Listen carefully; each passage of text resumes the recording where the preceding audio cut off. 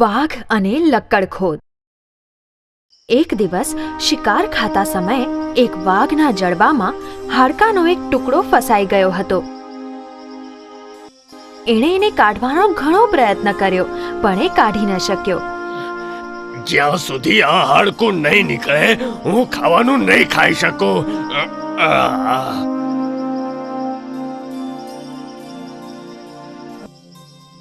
દિવસો વીતવા લાગ્યા અને એ વાઘ પીડિત અને અશક્ત થઈ ગયો.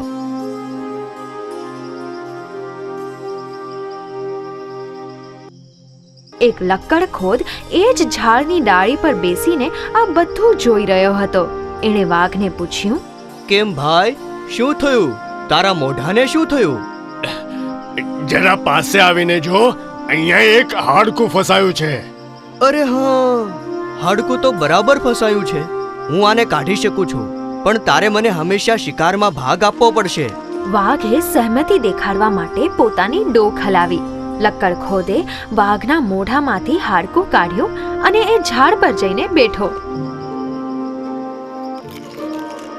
થોડા સમય પછી વાઘે એક જનાવરનો શિકાર કર્યો. અરે ઉભો રે, તારો વાયદો તું ભૂલી ગયો? મને મારો ભાગ આપી દે. વાઘે લક્કડખોદ સામે જોઈને બહાનું કાઢવાનો નિર્ણય કર્યો. એ કોણ છે તું? હું તને શિકારમાં ભાગ કેમ આપું? લક્કડખોદ ચકિત થઈ ગયો. શું ઉપકાર ભૂલી જવા વાળા? ભૂલી ગયો? મેં જ તારા મોઢામાંથી હાડકું કાઢ્યું હતું. આટલું જલ્દી ભૂલી ગયો? વાઘ જોરથી હસવા લાગ્યો. જંગલી જનાવર પર વિશ્વાસ? હું ઈચ્છેત તો તને સહેલાઈથી મારી શકતો હતો, પણ તારા વિષયમાં વિચાર કે હાડકું કાઢતા સમયે મેં તને માર્યો નહીં. તે મને દગો દીધો, પણ હું પણ અશક્ત નથી. નહીં ભૂલતો, મારી ચાટ પણ બહુ તીક્ષ્ણ છે.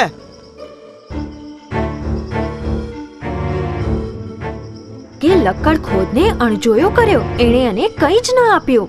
મારો પણ ભાગ ખાઈને આરામથી સૂઈ રહ્યો છે. હમણાં મજા ચખાડું છું. ઉપકાર માન. હું ઈચ્છત તો તારી બંને આંખો ફોડી નાખત. મારો ઉપકાર માન, મેં એવું ન કર્યું. હવે જ્યાં અહીંથી. લક્કડખોદે નીચે ઉતરીને વાઘની એક આંખ પોતાની તેજ ચાંચથી ફોડી નાખી. વાઘની આંખમાંથી લોહી વહેવા લાગ્યું. પીડાના કારણે એ બૂમો પાડવા લાગ્યો.